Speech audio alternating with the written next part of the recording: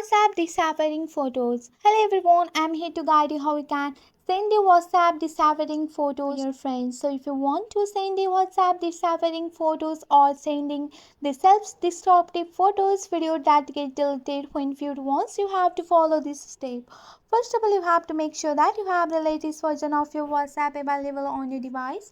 Once you have opened up your WhatsApp, if there is any update available, then you have to update up your app and go and open up your WhatsApp Messenger here.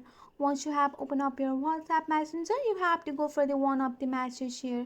And once you are on your one of the messages, on the bottom you can see the camera like option. You have to go for that and select the one of the photos or videos from your gallery.